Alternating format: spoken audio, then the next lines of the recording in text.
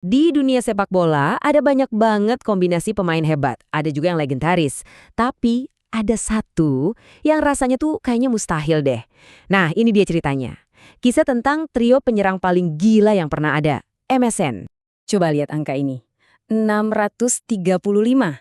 Biar jelas ya, ini bukan statistik satu tim penuh loh. Ini jumlah kontribusi gol, tepatnya 363 gol dan 272 assist yang dibikin sama 3 orang aja. Cuma 3 orang dalam waktu 3 tahun. Gila kan? Susah banget dipercaya. Nah, ini yang bikin kita mikir. Gimana caranya 3 bintang terbesar di dunia yang egonya udah pasti selangit bisa nyatu dan jadi kekuatan serang paling gak bisa dihentikan dalam sejarah. Gimana ceritanya Lionel Messi, Luis Suarez, sama Neymar alias MSN bisa bikin sihir sesempurna itu. Oke, sebelum kita bahas kehebatan mereka, kita harus mundur sedikit. Kita perlu tahu dulu konteksnya. Waktu itu Barcelona yang kita kenal sebagai raksasa Eropa sebenarnya lagi mulai goyang. Mereka tuh sempat ada di puncak dunia di tahun 2011. Tapi habis itu pelan-pelan semuanya mulai berantakan. Mulai dari kekalahan yang nyesek banget lawan Chelsea sampai puncaknya, ya ampun, ini sih bener-bener dipermalukan agregat 7-0 sama Bayern Munich. Itu tuh udah kayak alarm bahaya yang paling kenceng.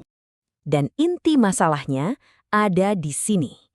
Oke, Barcelona emang punya Lionel Messi, pemain terbaik di dunia yang bahkan pernah bikin 91 gol dalam setahun.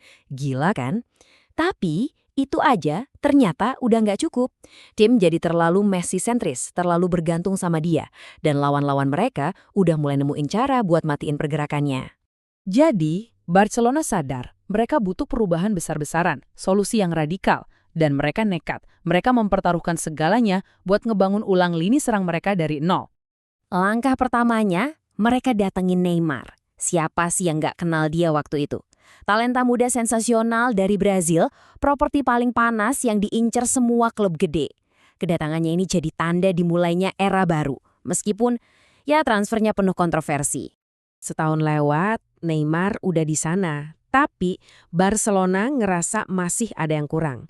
Masih ada satu kepingan puzzle yang hilang.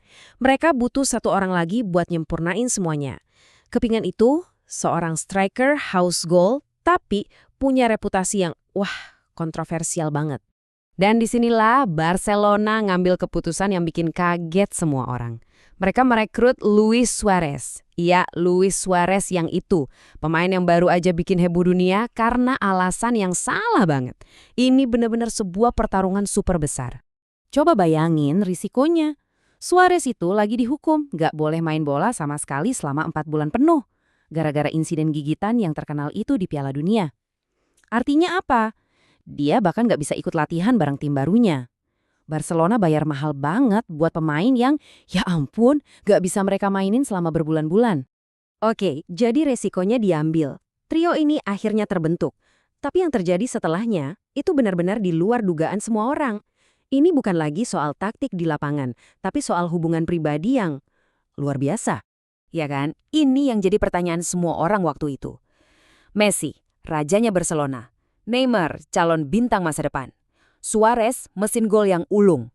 Sejarah sepak bola tuh udah ngajarin kita, kalau nyatuin 3 ego sebesar itu, biasanya sih akhirnya hancur.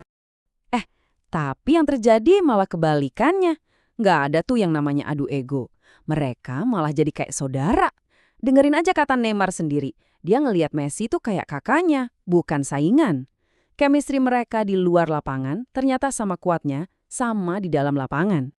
Dan coba deh lihat data Suarez ini. Kita semua tahu dia itu pencetak gol yang ganas kan? Tapi lihat angka asisnya. 21 asis. Ini nunjukin kalau dia rela banget buat ngelayanin temen-temennya. Dia rela ngorbanin ego pribadinya demi kemenangan tim. Ini kunci pentingnya. Nah, hubungan pribadi yang kuat ini, persahabatan mereka, akhirnya kelihatan banget di lapangan. Mereka nerjemahin itu jadi gaya main yang revolusioner, menciptakan serangan yang cair dan rasanya mustahil buat dihentikan. Jadi, cara kerjanya tuh gini. Di atas kertas, posisi mereka jelas. Neymar kiri, Suarez tengah, Messi kanan.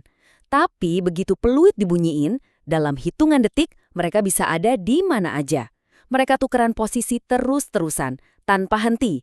Ini yang bikin bek-bek lawan pusing 7 keliling, bingung, dan akhirnya ruang kosong kebuka di mana-mana. Dan inilah hasilnya. Lihat grafiknya. Dalam 451 pertandingan, mereka nyiptain 635 kontribusi gol. Biar lebih gampang, gini, mereka nyetak lebih banyak gol daripada jumlah pertandingan yang mereka mainkan. Itu benar-benar gila. Kalau kita bedah lebih dalam lagi, angkanya makin serem. Rata-rata mereka nyiptain 1 gol atau 1 assist setiap 62,7 menit. Efisiensinya itu udah beda level. Artinya, setiap kali MSN ada di lapangan, hampir pasti bakal ada gol. Dengan statistik gila dan gaya main yang kayak gitu, MSN tuh nggak cuma menangin trofi. Mereka nyiptain sebuah warisan. Mereka bikin standar baru di dunia sepak bola. Standar emas. Bayangin, dalam 3 tahun doang, mereka ngumpulin 7 trofi, termasuk treble yang super bersejarah di musim pertama mereka. Manajer-manajer top dunia sampai harus bongkar pasang sistem pertahanan cuma buat nyoba dan, seringnya gagal, ngadupin mereka. Sejak saat itu, MSN jadi patokannya. Dan dampaknya nggak cuma di lapangan loh. Kesuksesan MSN yang luar biasa inilah yang yakinin PSG buat bayar 222 juta euro buat Neymar. Sebuah angka yang, ya kita tahu semua, langsung rusak dan ngubah pasar transfer pemain selamanya. Tapi ya gitu, semua hal indah pasti ada akhirnya. Di tahun 2017, Neymar pindah ke PSG. Momen itu bukan cuma akhir dari sebuah trio, itu akhir dari sebuah era yang magis dan jadi awal dari masa-masa sulit buat Barcelona yang harus berjuang bertahun-tahun buat nemuin lagi jati diri mereka. Banyak trio hebat lain yang datang dan pergi setelah mereka. Tapi rasanya belum ada yang bisa nyamain kombinasi sempurna dari bakat, persahabatan, dan kemenangan kayak MSN. Mereka tuh nggak cuma main bola, mereka menciptakan seni dan ninggalin kita semua dengan satu pertanyaan besar. Kapan ya kita bisa lihat sihir kayak gini lagi?